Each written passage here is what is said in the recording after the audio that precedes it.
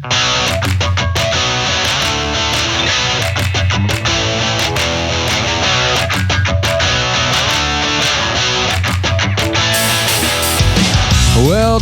to the Noka News Network. I'm Ricky French. I'm here with Dan Golly. Hello, Google Fi. I thought we were playing that can. Come on.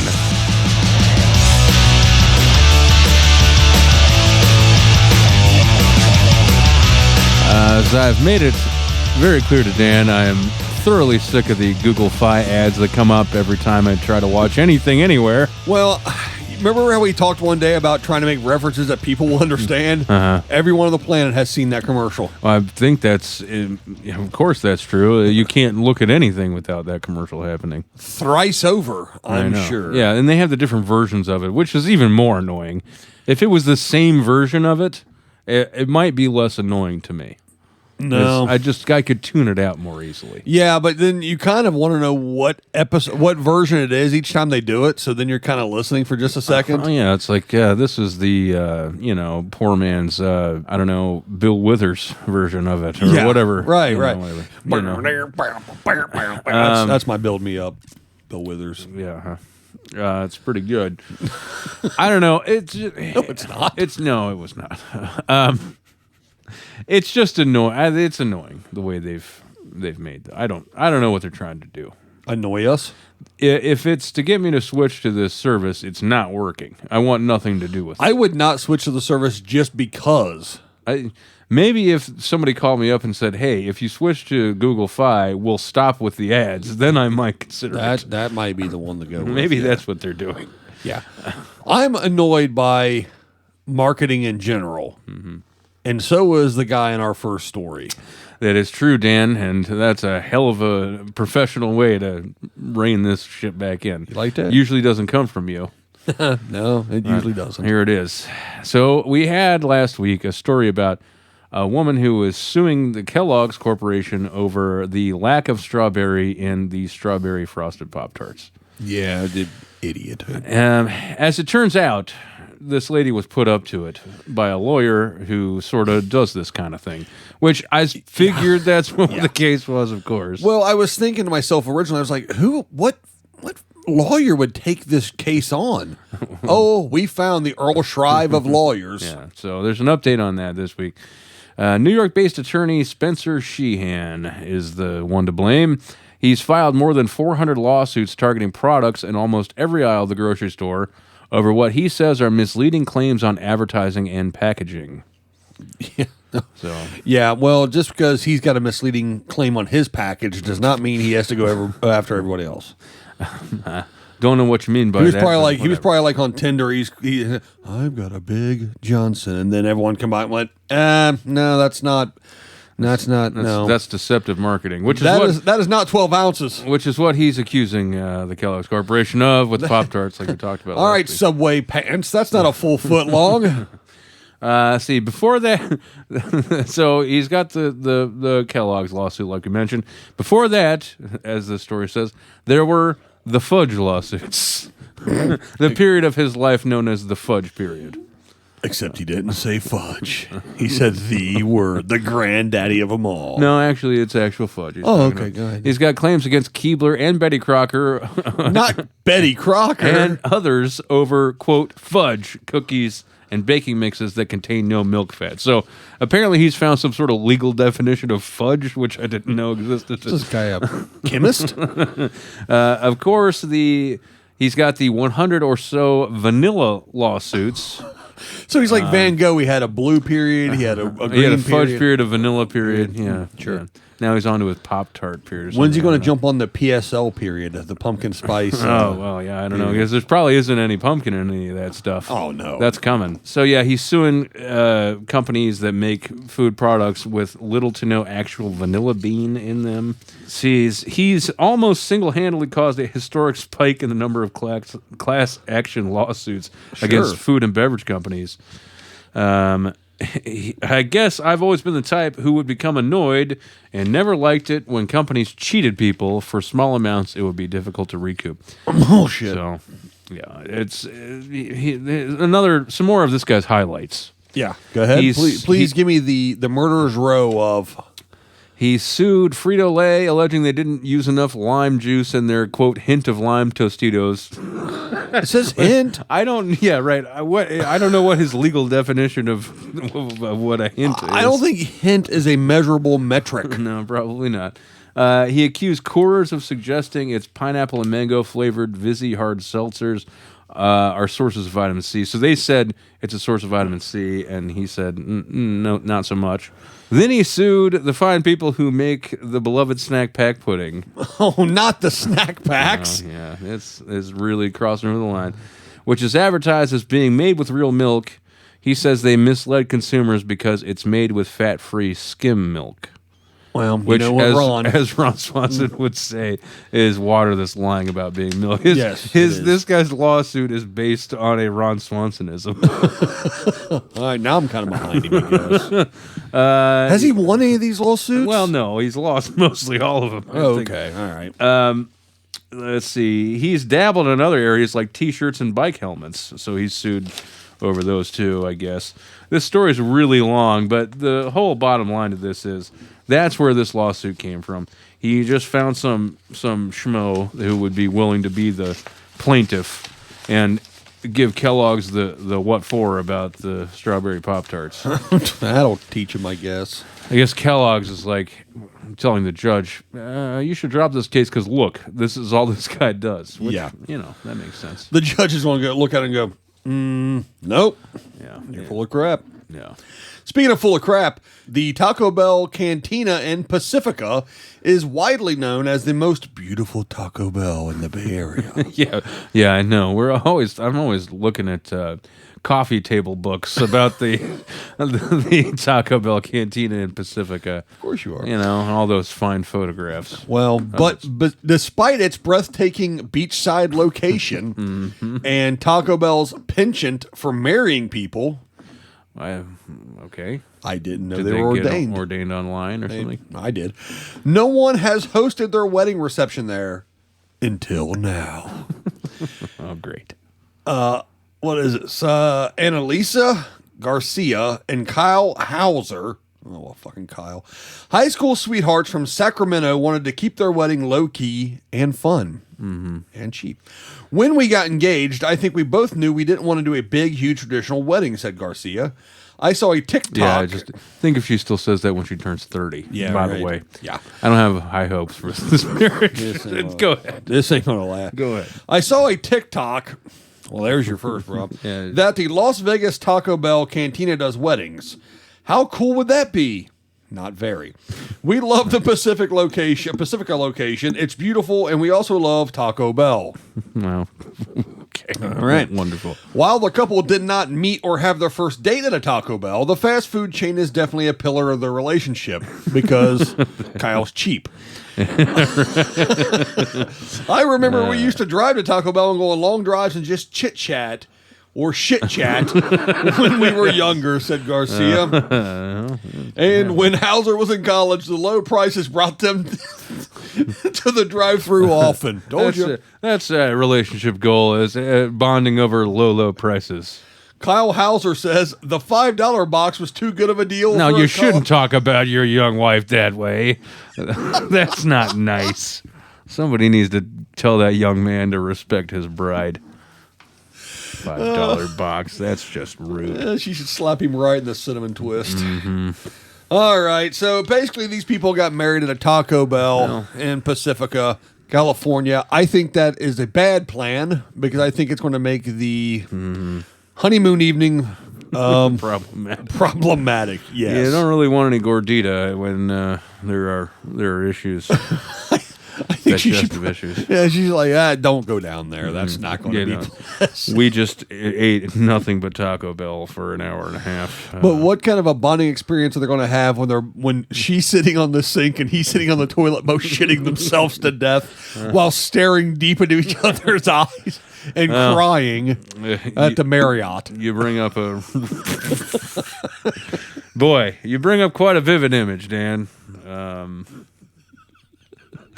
I guess that's what you're here for. I don't know. Well, yeah. Isn't there? Should have gotten 2 rooms, I guess. I don't know. Isn't there a famous wedding saying like the family that chats together? No, I don't Stays think together there's or anything something? like that. Yeah, well. All right, so we're moving on here to some guys that were smuggling cocaine, and they were doing it in children's lunchboxes. Oh, okay. Well, not lunchboxes that kids were carrying. We'll get to it in the story. 5 men, before they got into the burger business, were indicted Wednesday for allegedly running a vast narcotics conspiracy, quote unquote. 1, 2, 3, 4, 5. Where they smuggled millions of dollars worth of cocaine into New York City using children's lunchboxes, according to prosecutors. Ingenious. The zip-up lunchboxes, bearing popular cartoon characters from My Little Pony and Despicable Me, were mailed to homes across New York and Massachusetts via the U.S. Postal Service, according to the city's Office of the Special Narcotics Prosecutor. Dun dun. Quote, concealing narcotics in children's lunchboxes was the modus operandi for this organization, said Special Narcotics Prosecutor Bridget G. Brennan. After she removed the stick from her ass. Right. If this tactic was designed to throw off law enforcement, it did not work. No. She said. Officer McElprang caught on to that racket pretty quickly. Yeah, Special Narcotics Prosecutor McElprang is even better, I think. The alleged ringleaders. I don't think that's a real thing anymore. Whoever wrote this story should probably look into that. Yeah, see? Carlos Duarte, 36, and Alexis Garcia, 41, are accused of shipping several packages of coke from Puerto Rico to New York between May 2020 and July 2021.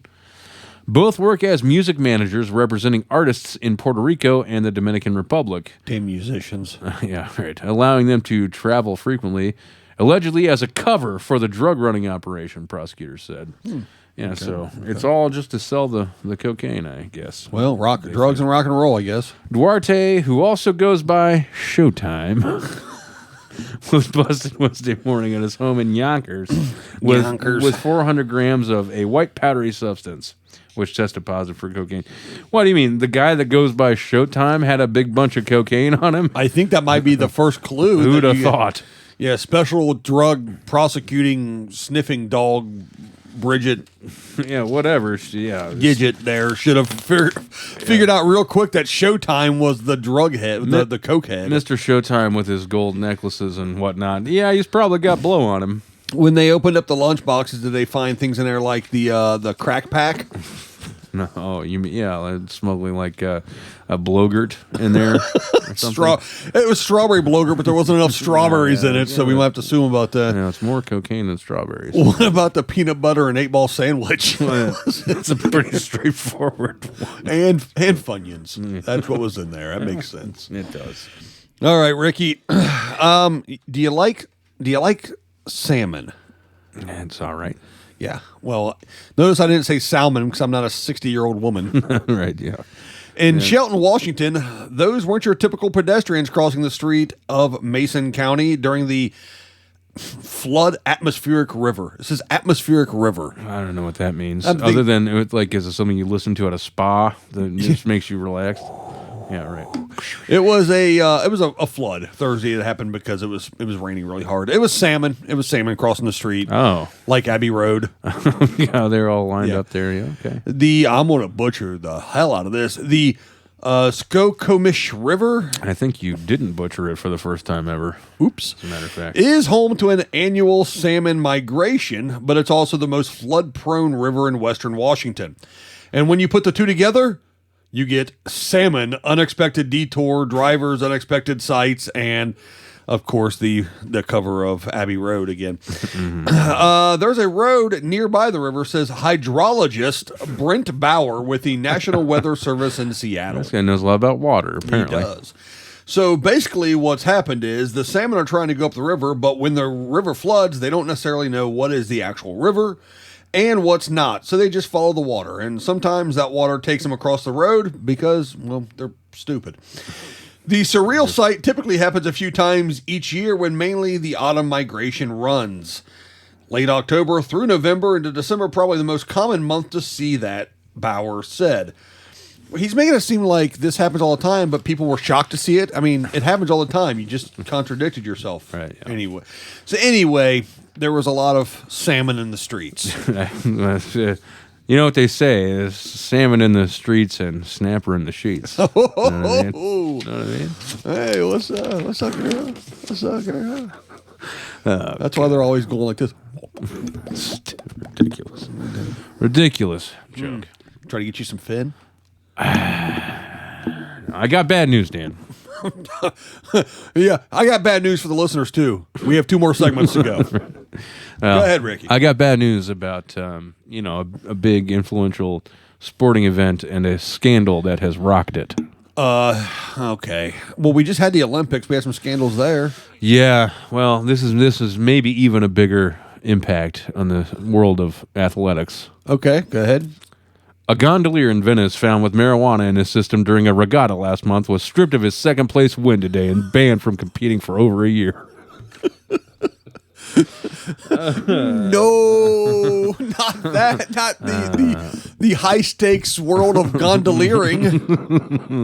In the first such doping scandal to hit the world of Venetian rowing. Yeah, no shit. Renato Busetto tested positive for marijuana following the city's annual historical regatta on September 4th.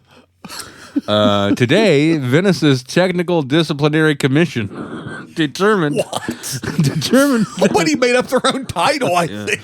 They determined that the gondolier be sanctioned, and the local Nuova Venezia e Mestria newspaper wrote. That sounds like the names of some of the bullshit items on Olive Garden's all-you-can-eat pasta. Yeah, right. It's menu. It's all going to be the same shit. It doesn't matter what you get. And it's sort of like Taco Bell, like we mentioned.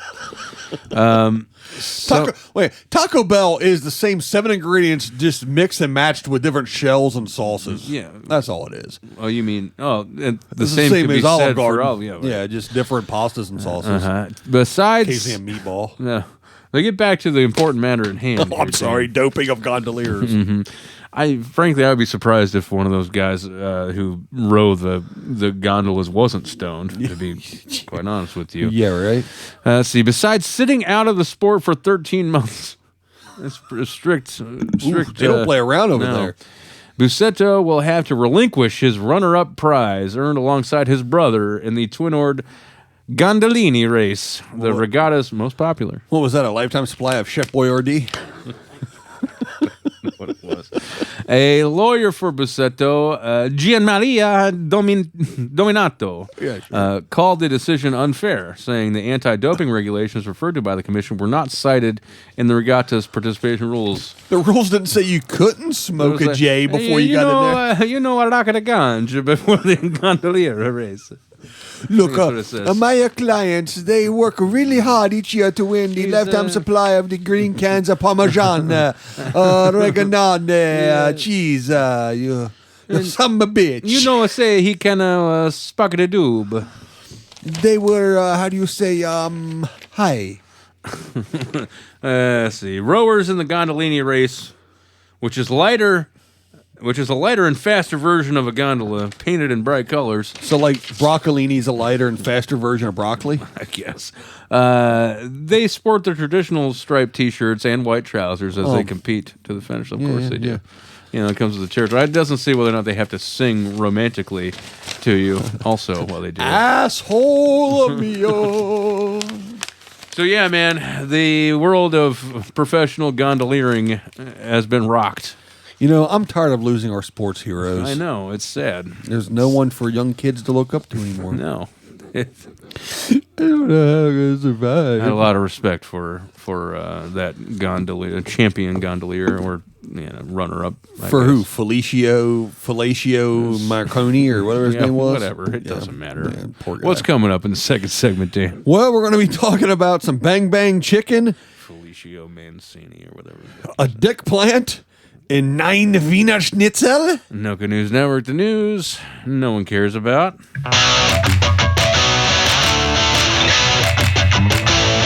Noka News Network.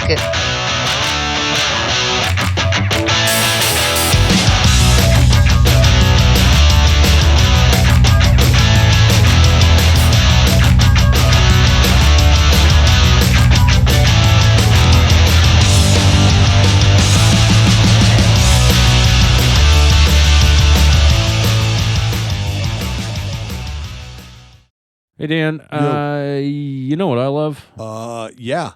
You love long walks on the beach and slow meandering streams. You know what else I love?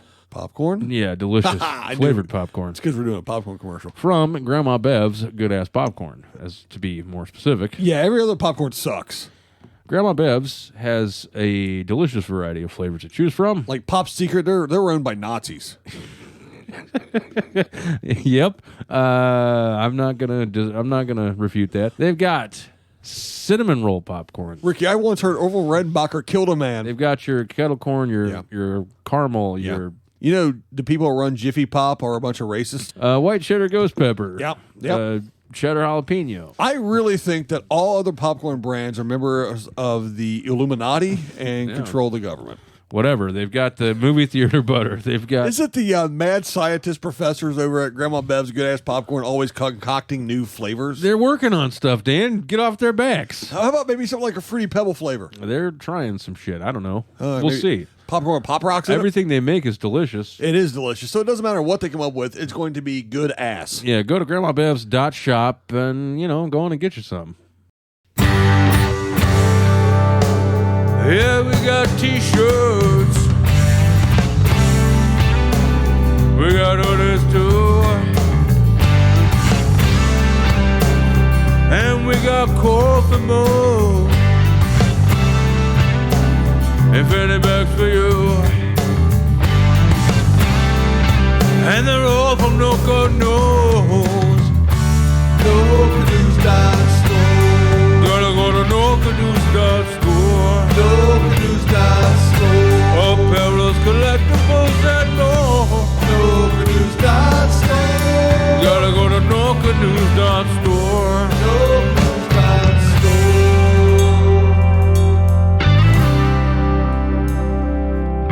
You think singing like Hootie is going to help sell some shit, or? At least it wasn't that wagon wheel song. Right, yeah.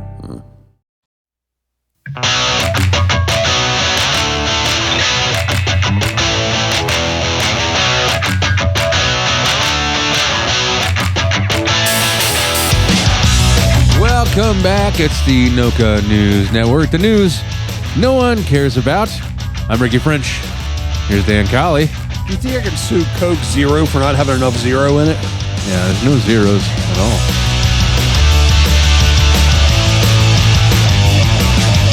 Except for nutritional value. There's zero of that in it. Zero whiskey in it tonight, too. Well, that's unfortunate. Yeah, well, stupid job. Oh, Ricky, you want to go to the University of Leiden over in the Netherlands? Not particularly, but I suppose we will. Well, we're going to go there virtually by the sounds of my voice as I tell you about a rare flower that has been blooming over there in the botanical garden. Okay, that sounds interesting. It's a rare occurrence in Europe, and the flower is nicknamed the penis plant. I knew this was going somewhere. The University of Leiden said the penis plant, known scientifically as... Here we go. Amorphophallus decusilva. Okay. Blooms only once every 2 decades. And the university... I know that feeling. Yeah. Well, sorry, bud. And the university's... maybe if you went fishing more often. And the university's botanical garden hasn't had one of the plants bloom since 1997. Yeah, that sounds right, too. The flower is known as the penis plant due to the fact... Can you guess why? I don't know. Does it look like a dick? It looks like a dick. The school said it's rare for the Indonesian native plant to bloom in Europe due to the vastly different climate and weather conditions, and it's just not really into European chicks. The plant has... I'm an idiot. The plant that bloomed this month is 6 years old. Oh, that's gross. Now all these jokes are gross. God. And researchers noticed it was budding in mid-September. That sounds like a Shakespearean way of talking about puberty.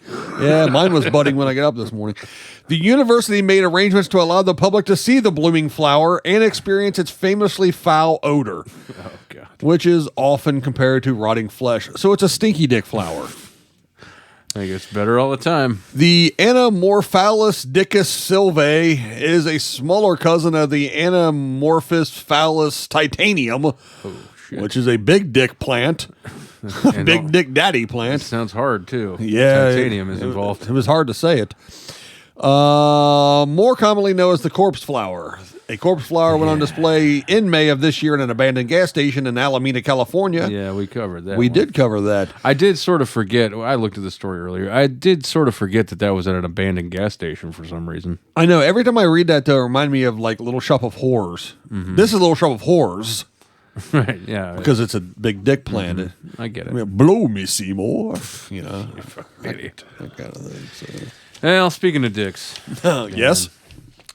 Germans be crazy, and yeah, you act like this story. Remember we talked about the man bites dog is a real news story. This doesn't seem like a man bites dog story to me. No, it's because it's Germany. Business as usual for. If this would have happened in like Chad or I don't know Tanzania or Tasmania or some other Taz-related country, I'd have been all right with it. Any of them that actually exist, which is one of them. Tazerland? Yeah. Tanzania. That's all. There you go. Yeah.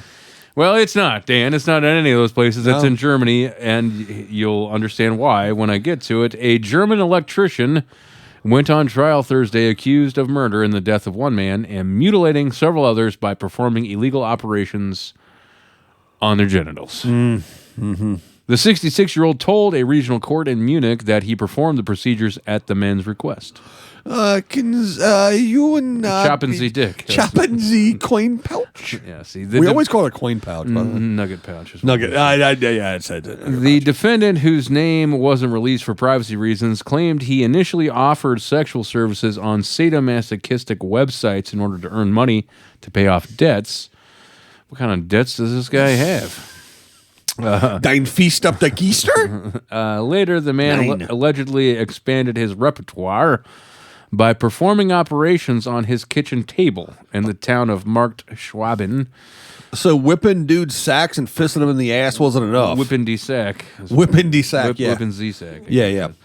Telling his victims that he was a trained medical professional, they say. Mm-hmm. The defendant told the court that he castrated or partially amputated the genitals of 8 men between July 2018 and March 2020. Well, the good news is once that pandemic hit, he was... Well, you can't socially distance when you're trying to snip a wang. Yeah, it can't be that close to somebody's hog and be socially distanced. Unless you use a chainsaw, I guess. He denied responsibility for the death of one man who died several days after the defendant performed a procedure on him.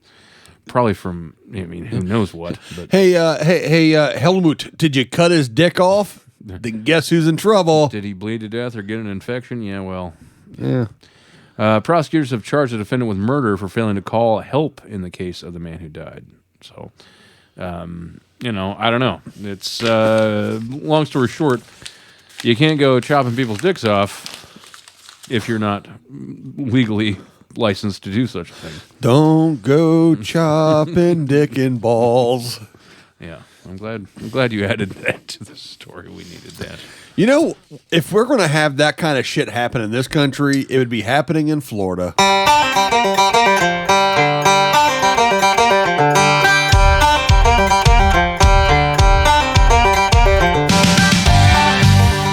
That is 2 restaurant quality segues so far tonight. Yeah. You're on a roll, Dan. You really are. Know. Deputies in Florida found a live grenade in the trunk of a man who was driving with a terrifying clown mannequin in the passenger seat. Well, that's a lot, but it is a Florida man. That's it.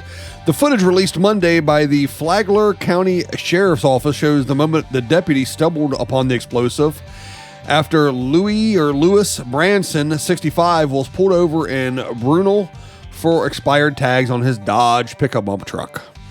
Yeah, I got to keep those tags up to date. The deputy says, quote, "Oh, shoot, is this for real?" A deputy asked her partners after discovering the grenade inside a sealed canister in the back of Branson's ride. Get out of the truck. It looked like a possible grenade. Branson told deputies he found the grenade 3 or 4 years ago while cleaning out a veteran's home and decided to keep it. Yeah, that's the choice I would make. Good choice, dumbass. He was unsure whether it was active, said Flagler County Sheriff's Officer spokeswoman. Something tells me he's not the world's premier expert on explosive devices. No, I did not. No, he's an idiot. He thought it was cool, so he kept it in his toolbox. Yeah, that pretty much sums it up. Was driving around with a grenade for quite some time. The officer spokesperson Melissa Morrell told the Post. An explosive disposal team conducted an x-ray of the device, which was believed to be active based on its internal mechanisms. It was later safely detonated at a nearby facility, another clip shows. Sheriff Rick Staley blasted Branson in a statement as an idiot who was lucky he didn't kill himself or blow up his truck. It's nice to see honest law enforcement officer there in the state of Florida. Yeah, I know. Along with the grenade, deputies found a life-size clown mannequin. Of course they did. As well as amounts of cocaine, marijuana, and 2 pipes. Yeah. That all checks out. Yeah. The spokesperson says, I'm honestly not sure how the clown fit in. It looked pretty human-sized. It was crazy. Pretty human-sized. This fella here, he had an extensive criminal history in Florida and Georgia. Also admitted to deputies that his license had expired in 2019, and he needed to clear the matter up in Georgia. His last known address is Palataca, Florida. He was charged with driving with expired license, possession of drug paraphernalia, possession of a firearm, weapon, or ammo by a convicted felon, and drug counts. He was held on $7,000 bond. And also having a weird, creepy clown mannequin. He had a grenade and a clown. And, well, maybe clowns are scary. They're not... Not as scary as a grenade in the toolbox, but, you know. All right, so this surprisingly didn't happen in Florida, but it's the kind of thing that happens there on a regular basis. Sure. A Utah man was charged with attempted murder and discharge of a firearm as he was accused of opening fire toward his father during a domestic argument, police said. The topic of that argument? Chicken wings. Yeah, that tracks. Makes sense to me. Alika Suliafu, 30, was arrested following the October 21st incident in Bountiful, Utah. Wait a minute. Are we sponsored by Utah's travel board now, or tourism? Yeah, the Utah Tourism Board called us up and they said, "You know what we need for our state? You two idiots." That's what we need. No, there's a town. Drive to Bountiful, Utah, where we have multiple flavored of chicken wings. Yeah. Obviously, Bountiful is the name of a town in Utah. Oh, I see. Okay, I've never been to Utah. No, I take that back. I have been to Utah. I have not, and not a lot of interest other than seeing like the mesas or that kind of we transferred planes in Salt Lake City once. Yeah, so you were sort of in Utah. Yeah. You were really just in like a Cinnabon that happened to be in Utah. Basically, like every other Cinnabon. Duty-free shop. Mm-hmm. According to an arrest report, Suliafu's father returned home that day with an order of chicken wings for his son. When he discovered the wings were not the variety that he liked, he became upset and began to argue, an officer wrote in a probable cause statement. Okay. The dispute escalated. Suliafu went into his bedroom and returned with a gun. Damn. He was pissed about those wings. And despite his father's pleas, he opened fire, police said. The father was able to dodge the bullet, because he's Neo. Literally, yeah, which traveled through the walls of their apartment. So this is in an apartment building. Walls through their apartment and eventually became lodged in a neighbor's dishwasher. Oh, well, they're getting charged for that. Yeah, it's now some asshole like you has to come in and replace the dishwasher. It's a whole thing. Absolutely. The father then went for his son's legs. He tried to sweep the leg, and he attempted to wrestle the gun away from him. Amid the tussle, Suliafu shot off 2 more rounds that became lodged in the ceiling. Oh, they're paying for that too. Yeah. That's if you got a stippled ceiling, it's a real pain in the ass to get the stipple to actually match. Yeah, I imagine it is. I've got something you can stipple. Oh, yeah? In my ceiling. It's not stiff, it's just a smooth finish. Oh, I see what you're saying. Okay. Right. I thought you were talking about your dick. No, not this time. The father was finally able to snatch the weapon away and unload it while fleeing. So he's pulling bullets out of his, like, running down the street, I guess. By the time officers arrived from the Bountiful Police Department, Oh, they have so many cops. it's not. Yeah, right. It's not. Once again, it's not that kind of adjective. Oh, I see. Suliava was gone. Officers did, however, determine that his father's injuries were consistent with the description of the incident. He was later apprehended and taken into custody, and he's being held at the Davis County Jail without bond. There ain't no chicken wings there. No, there isn't. Hope you like bologna. According to his LinkedIn profile, he works as a warehouse associate for Amazon, or he did, at least. Well, he's under so much pressure then, I get Yeah, it it. might explain why he was emotionally unstable. Distraught and- yeah. Let's see. A similar instance tied to chicken wings occurred in Milwaukee in June. Police arrested to Honesty Marie Smith, 26, for allegedly setting her partner's hair on fire while he slept. That's another story we covered. Yeah, we already covered that one. That's 3 callbacks so far this episode. Yeah, basically, if there's a story about somebody losing their goddamn mind over chicken wings, we're going to cover it. is what We we're gonna are the we are the internet's #1 source for people losing their damn minds over chicken wings on the internet. We are the #1 source That's on true. the net. I don't think that there's any disputing that. No, that should be our. Can we register that? Put it on a. Yeah, well, T-shirt? I'll make a T-shirt. Sure. Did they anywhere in that story? Has it said why he lost his damn mind? The chicken Well, wing. it says it wasn't the variety that he liked, but I don't know whether that means if like his dad just like called up Domino's to get chicken wings, because I could see shooting somebody over that. Yeah, if you really wanted wings. and Is something it? like Is that it? happened. Was it flavor issue? It might have been Did he that, want too. all flappers? Yeah, All He drummies? wanted, yeah, right. He was a drummy man, and who knows? I don't know what the actual. Maybe he's a blue cheese guy, and his dad got ranch. It doesn't really say. I would pop caps if you got me ranch and a blue cheese. And you can take that celery and shove it straight up your ass. I ain't eating any of that shit. No, maybe it was just like he got the stupid boring barbecue when he wanted something more. Yeah, because I'll tell you right now, if I want spicy garlic, I don't want garlic. I don't want hot. I want spice. Don't tell me to mix them both together, and that's the same thing. No, it's not the same. Dumb fucks. Speaking of dumb fucks, this comes out of Sharpsburg, PA. Speaking of dumb fucks, our show continues. It started with a massive brawl inside Big Pat's Bar on Main Street in Sharpsburg. According to police, on Sunday night after the Pittsburgh Steelers Huck'em Chuck'em football overtime win over the Seahawks. Police say the bar was packed. Well, la-dee-da. What happened next was all caught on camera, Ricky. A man involved in the bar fight, Justin Craig, was seen on camera leaving the bar. Justin Craig, you say? Yes, he was just in time to leave the... That's a dumb joke.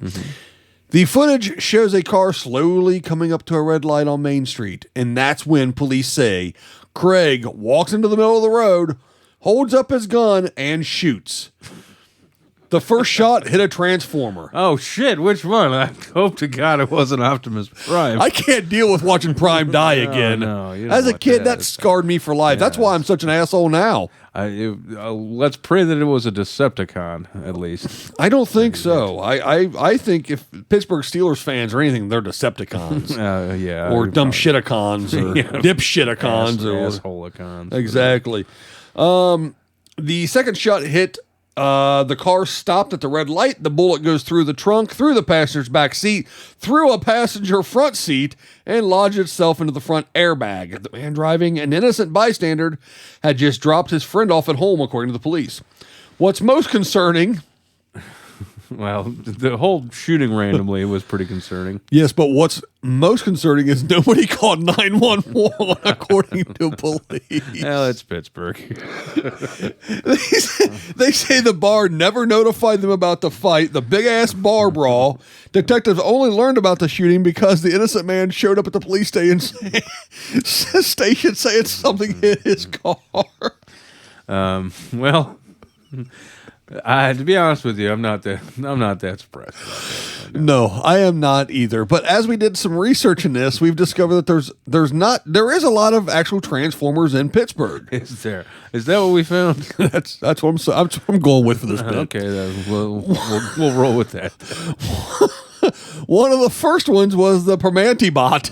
Oh, a Permanente bot. What? Okay, so it's a Permanente Brothers sandwich, and what does that turn into? Diarrhea.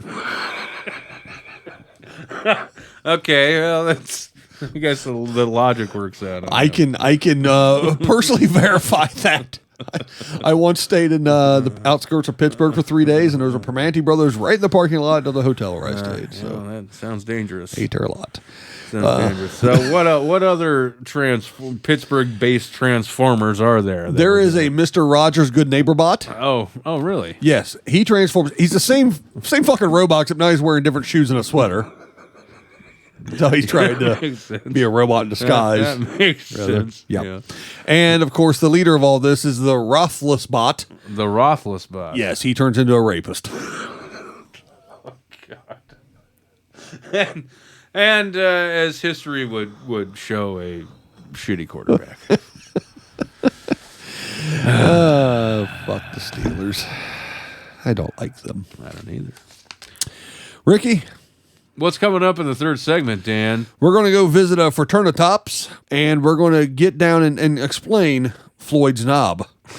Okay, News Network, the news, of course, no one cares about. Noka News Network.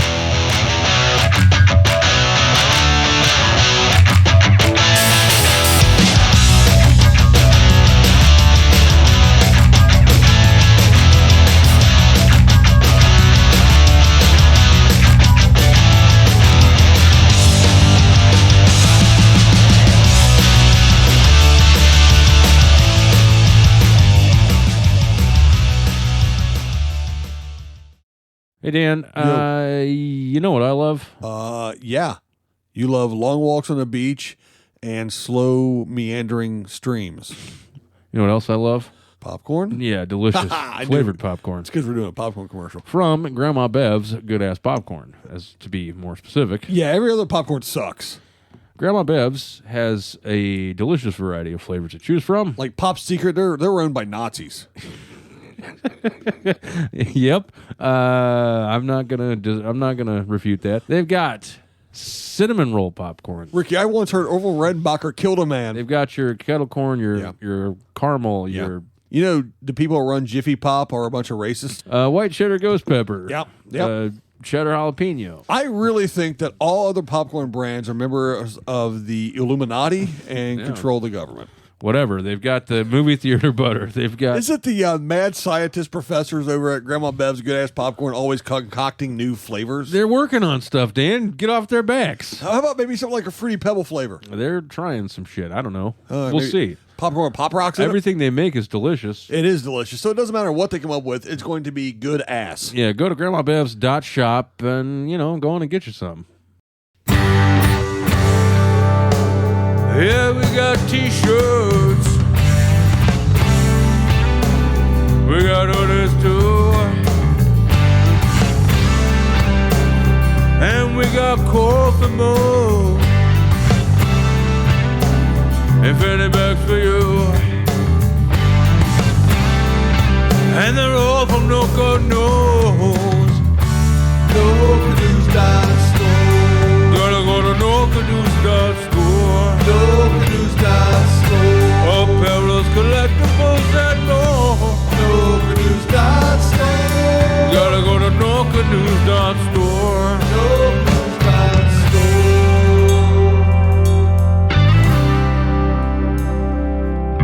You think singing like Hootie is gonna help sell some shit, or? At least it wasn't that wagon wheel song. Right, yeah.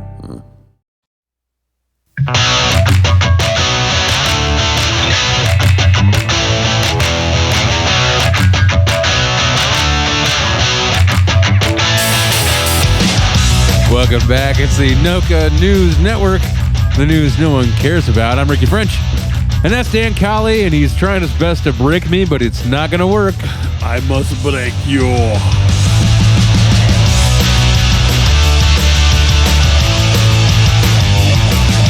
It's serious business, Dan. Yeah. It's the third and final segment of the big 35th episode of the Nook News Network podcast. We've done 35 of these? Yeah. Well, 35 and 34 and 2/3 is what we've done, and we're working on the last third. Stop while we're ahead.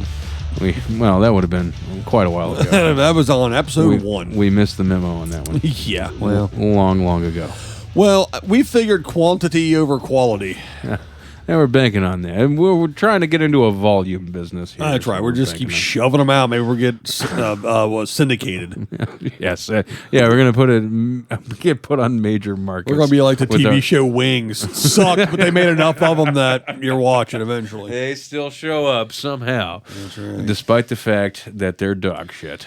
We're banking on the Wings model. The only person that was way funny was that half a fucking idiot they had working on the show, the Dauber character. The one that worked on the planes. Oh yeah, I don't even remember it. He was a big. It was fuck. that pointless. Yeah, I remember a lot about the show Coach, but I don't remember anything about the Coach show. was excellent, sir. Coach, top 3 sitcoms. Top 3 sitcoms. I know more about Major Dad than I do about the show Wings. If that tells you sad anything. as fuck. Yeah. Dude, top 3 sitcoms of all time. I thought I knew, and then I made it real tough for myself. Well, it's easy for me, but top 3 is going to have to be yours is Office, and Office.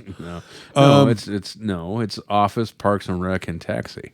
Those are my. Oh man, those are good ones too. Okay, so Parks and Rec, Scrubs. Oh fuck! Up until the last season. Forgot about Scrubs. And Coach. With a close I'm glad Coach made your top 3. Oh god, I love Coach. And a close fourth would have been that 70s show. Okay. I actually have to while I desperately want to include Taxi to seem cool, I forgot about Scrubs, so that probably is going to come. I loved Scrubs and Black Scrubs. Show was so good, dude. Yeah, actually, I don't even know if those qualify as sitcoms though, honestly. Because they're not the multicam half studio an hour audience show. Yeah. Well, okay. Well, Taxi is fantastic. It was a fantastic choice. I loved that. WKRP in Cincinnati probably rounds out my top 5 though. Yeah, especially back when you could actually hear Zeppelin and stuff on the show. I get that, absolutely. Which my cousin has on his Plex, so I watched the uncut ones on that and actually hear Zeppelin and all the Doors and Hendrix and stuff. I was over the pandemic when I was trying to find stuff on TV or streaming, TV to watch. Yeah. I thought to myself, it'd be a great thing to revisit the old Wonder Years episodes. And you know what sucked about that entirely? The Wonder Years episodes? No, the Wonder Years is still good. The music is all changed for licensing reasons, and it's ridiculous. It's ridiculous how terrible it is to have bullshit music that's like an approximation of what it actually was. Did they still have Joe Cocker singing? No, they don't. Who is it now? Randy Newman? No, it's like the yeah, well, kind of. It was like the poor man's Joe Cocker does the same song. Like that, basically. Sort of. It was a guy imitating Joe Cocker. Because I'm really bad at that. I know you are. Yeah. I saw Joe Cocker once live. Yeah? Yeah, it was good. At Woodstock? Yep, 94. Yep. He was all, and still, it was awesome. He was still there. He was still there from 19... He was just wandering around fucking fields, man. Lo and behold, they built up another stage again in the middle of a field. And he wandered on top of the shit and started singing again. Okay, well, here he is. Well, they had them, Crosby, Stills, Nash and Young, and Santana, so they were all originals. Country Joe and the Fish, I think they were there. That's true. Speaking of fish, yeah, we already did a i.e. fish jam bands, i.e. frat houses. Oh, I see. Wow. I took the long way around there, but I made a segue. You took the long way home. I made something out of nothing with that one. Okay. Or I made nothing out of nothing. There you go. All right. Well, several dinosaur statues that went missing from a Central Texas museum have been found thanks to an observant partygoer. Did someone walk them? They did not walk the dinosaur. Although it was clearly requested that everyone walk the dinosaur, but these people did not. I don't So they was there or was not there? They stole the dinosaur. Oh, I as see. It Okay. turns out. Dinosaur Park officials shared pictures of these stolen statues, and it worked. And on social media is what they mean by that. Last week, 3 large dinosaur statues were stolen from the Dinosaur Park, a dedicated dinosaur museum located in Bastrop County in Texas. Bastard County. Bastrop I gotcha. County. The statues, ranging from 6 to 10 feet in length, had been shared across social media in hopes of bringing them back home safely. Okay. Did it work? It did. Linda Nunez, a spokesperson for Dinosaur Park, told Austin TV station KXAN that the missing dinos were spotted over the weekend at a fraternity house at the University of Texas at Austin. So they yabba dabba did it. It seems that way. Nunez says an anonymous tipster told authorities that they An attended... anonymous tipster hipster. Yes. Hipster tipster. Yeah, more than likely. Dressed like a locomotive engineer. They live in Austin, after all. You know, cobble shoes on the side. Dressed like an apothecary. Yeah, after, you know, when they get off of their lift shift, they go and make handcrafted leather belts and things. Exactly. What do you do for a living? Oh, I'm an aerosmith. I'm a Fletcher. What do you do for a living? I'm a Cooper. Actually, you know what? I've always wanted to He's be like, a Cooper. I'm a Cooper, but I also mainly DoorDash shit from Chile. You know, there's always Chili's. There's 2 jobs in this world I have not had out of my 36 jobs that I've had. One of them and 2 I've always wanted. One was to drive a Zamboni, and one is to be a Cooper. Make barrels? Yeah. Well, that's, you know, shoot for the stars, I guess. I don't know what I'm a else to simple do. guy. Wear suspenders, make barrels. This anonymous hipster tipster told authorities that they attended a party at an unnamed fraternity house on Saturday night and noticed the figures. Yeah, it was probably hard to miss. They were 6 to 10 feet long. Exactly, yeah. That prompted the university police to work with the Bastrop County Sheriff's Office to get these stolen items back. Though the statues were recovered, not all of them will be able to be displayed again.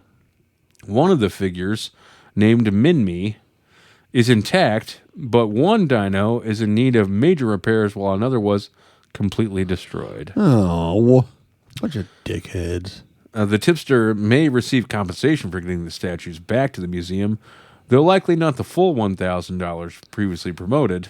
I don't know. It doesn't say why not. Yeah, ain't the hipster's fault. Basically, here's what happened, Dan. You know, that hipster could have bought a lot of Soylent Green for that shit. What the fuck you're talking about? Soylent, it's just shit. I know what Soylent is, but Soylent Green was that movie. It was made out of people. And Oh, whatever well, else. Soylent probably is too. Yeah, probably. Or kombucha. They can get kombucha. They like that shit, Yes, right? Right, exactly. There you go. Okay. The bottom line of this whole Handmade corncob pipes. And shit. right? Yeah, that $1,000 will buy you a lot of handmade cork cup. But man, whatever you want on Etsy, Yeah. it involves beads and whatever. Crochet, macrame, Mm-hmm. macrame pants. The bottom line on this whole thing is that these frat guys saw these dinosaur statues and they decided to take advantage of them and sort of take them back to their house and do what they will with them. Yeah, you don't want to go to a frat house and deal with a bunch of fratasauruses. You got to deal with like the Chattodon and shit. Man. He's the dinosaur with 3 horns and his hat on backwards to protect himself against predators. Yeah, in the late 90s, he would have had an upside down visor, but they progressed since then. Exactly. There you go. The Yegosaurus is one. Yeah. Well, they have little pea brains. You know, Yeah, we've you know. scientifically proven stuff like the chylodactyl. He just swoops in and goes, bro. Swoops by. I guess big leathery wings. the real bottom line on all this is that these frat guys are assholes. Is what we're saying. Yeah, that's what we're saying. Yeah. Okay. All right. Let's stay in the realm of college and things as we talk about how a 33-year-old electrical engineer from Santa Clara has paid off his student loans. Okay, let's do that. See, I'll take a long way around for a segue, too. He revealed how his $150 a year Six Flags Magic Mountain Pass helped him pay off his student loans. In an interview with Mel Magazine... Oh, it's one of my favorite periodical publications. Mel Magazine. It's mainly for guys named Mel, I think, and I'm not one of those, but you know, Ricky, kiss my grits. I try to dabble. The It's 2/5 of the Spice Girls are really into that magazine. Oh, fuck. The 33-year-old who goes by Dylan, because that's what his parents named him, Yeah, probably. said that he took full advantage of the pass, which entitled him to multiple meals per day all year round. He says you can pay around $150 for unlimited year-round access to Six Flags Magic Mountain, which includes parking and 2 meals a day. If you time it right, you can eat both lunch and dinner there every day. So he was an intern at a place that was 5-minute drive away from there. So he would go there for lunch and go back for dinner. So he cracked the code on the getting Six Flags meals. He Da Vinci coded Six Flags. He said that entire first year, I don't think I ever went to the grocery store. He added, I timed it so I was able to go there during lunch break and then go back on the way home for dinner. It was crazy. I was saving money, paying off student loans. I mean, one of my coworkers said she spent $1,500 a month on eating out, and I was like, "Yep, I'm not going down that road. Not playing that game, sweetheart." Nah, fuck all that. Smarter than that. So Beat he that went to system. Six Flags Magic Mountain, Ricky, and was eating there multiple times a day. Mm-hmm. So I was curious, and I looked up some of the restaurant options at Six Flags Magic Mountain. Okay. You could go to the Ale House or the Best of the West, Boardwalk Po' Boys. You could eat there if you wanted to. Okay. Casa de Quesadilla. I don't like the what they came up with the name of that one. No, it wasn't very inventive. No. How about Chickies, where they have kosher chicken? Is there such a thing as not kosher chicken? I don't know how that works. Gentile chicken? Yeah. Yeah, we can always tell the kosher chicken. It's the one running around with the little curls. Philistine chicken. Yeah, exactly. It thinks it knows what's going on. Dippin Dots, multiple locations of Dippin Dots. There's one by El Toro, whatever that is. Phil the Thrill Boardwalk. You could go there and get you some ices, it says here. You're living on kosher chicken and ices. That might be a tough couple of years. That'd be a tough couple of bathroom breaks. You got Phil the Thrill by Nitro. You've got... Wait a minute, like Nitro, like the American Gladiator Nitro? Yeah, he probably. opened some places at the Six Flags? Yeah, because there's also a Johnny Rockets by Nitro. So I'm assuming that, yeah, he after American Gladiators, he decided to open up a couple restaurants at the Six Flags. Is there a snow cone stand that Iceman works at? Is that what it works? There was a Gemini hot dog stand, I think. Yeah. Well, you can only buy 2 at a time. That's right. You have to have the 2-pack. Gemini. Yeah, obviously. So when you go to Nitro's, though, he's probably like, "Go get a funnel cake." Does he shoot you like with fucking tennis balls? when you walk by. Eat a funnel cake, or I'll hit you in the face with a big fucking Q-tip. fucking asshole. He's wearing spandex. His balls are hanging out. You try to take your tray to the trash can and put it in, but he's like fucking pushing you off of it every time you go. I don't know why you would do that. It's just in his nature, I guess. He's a prick. It would not be normal to go to a American Gladiator. You know what, I say this and trying to do a bit to get us to the next segment, but I actually went to the American Gladiators Dinner Theater in Orlando. I didn't even know that existed. It doesn't anymore, but I didn't know it ever existed. me and a friend of mine, last time I went to Florida, we were down there and we were looking for something stupid to do, but something cheap. Sounds like you'd crack the code on we that. did it. We got discount tickets, obviously. Oh, yeah. Because we were going to go to medieval times, but we didn't want to spend $35 a piece to have a big chicken leg and watch people joust. So instead, I think we paid like $10 a person to go to the American Gladiators Dinner Theater. It's I've never even heard of this existing. Every time I say it, it gets funnier. I agree. And so they fed us some really shitty flat beer and food, right? I don't even remember what else it was. I just remember the booze was flat. Of course they The did. beer was super flat. And then they played American Gladiator games in the center area there. And then halfway through it, one of them sang. I think the deaf one sang. she came out, sang a song, and signed, I think, along with it.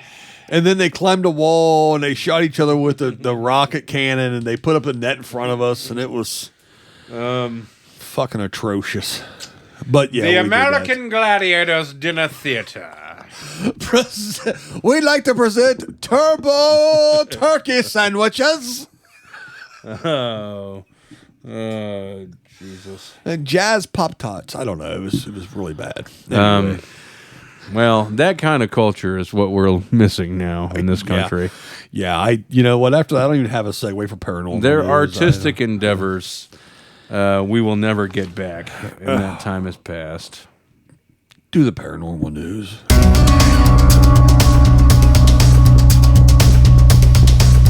Going to the American Gladiators Dinner Theater is paranormal. That's for damn sure. Yeah, I think that's safe to say. That experience still haunts me. Well, That counts for anything. well, talking UFOs this week again, Dan. All right.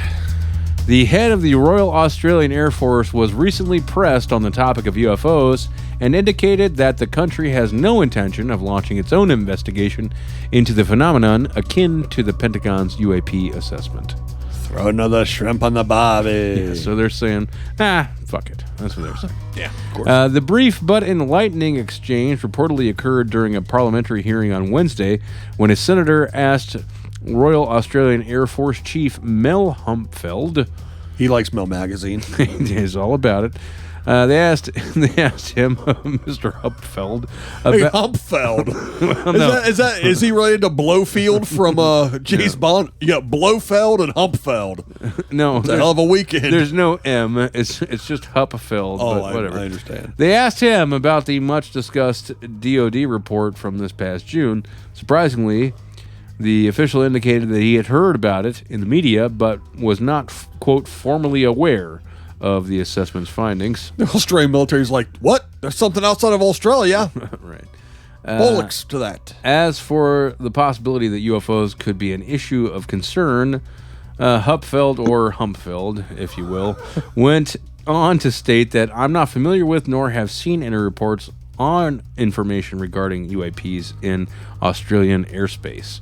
So, basically... Besides, he was like, let them land here. Everything here wants to fucking kill you anyway. Yeah, right, yeah. I don't think... Yeah, if you're from this earth, you can't survive that place. So if you're from somewhere else, you're probably fucked. I'll stick a didgeridoo up their arse. I'll teach them. Yeah, didgeridoo is the main... Hit it with a one of concern. boomerang. Yeah, you're... A big fucking knife. I just while we're being honest with each other, your Australian is about as bad as the rest of your accents, and maybe worse. Wallaby. Yeah, right. Hey, Ricky, speaking of UFOs and other unidentified flying objects. Yeah, okay.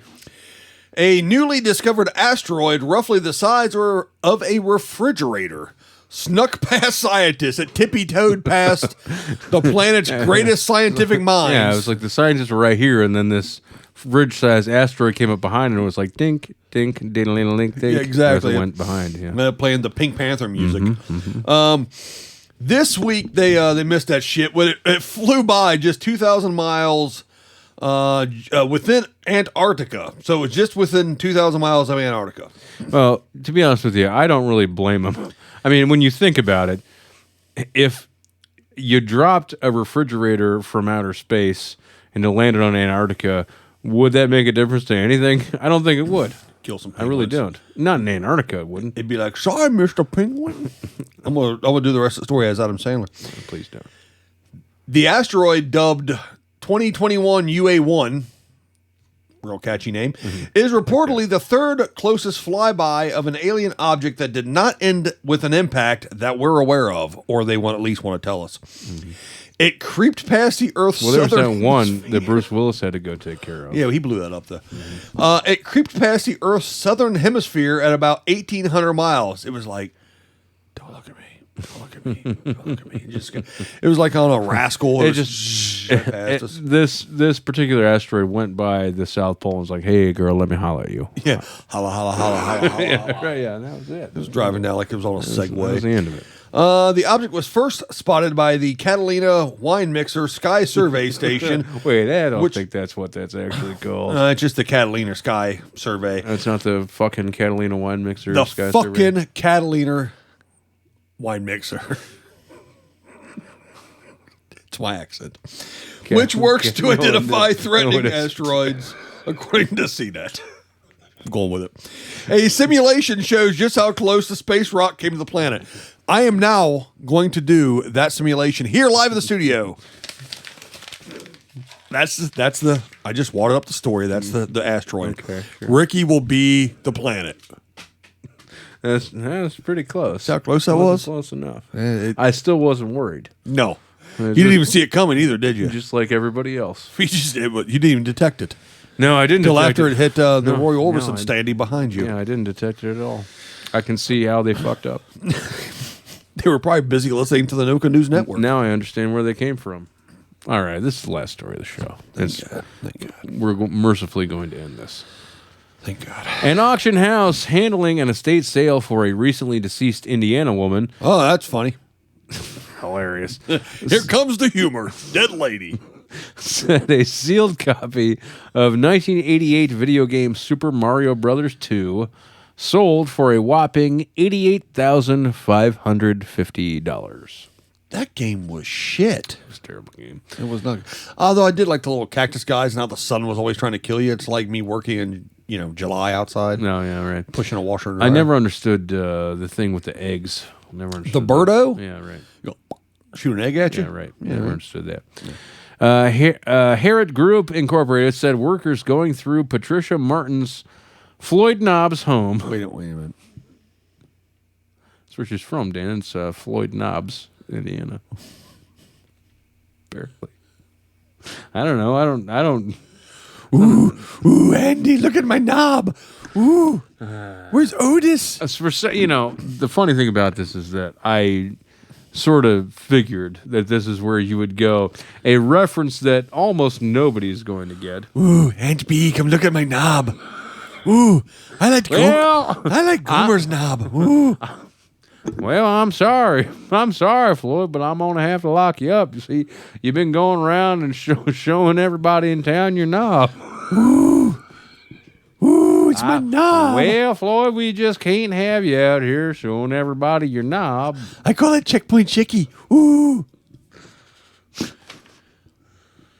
Yeah. Okay. If I had one bullet, I'd shoot myself. Yeah. I second that emotion. I only have one. You can't. Guess you stand up next to me.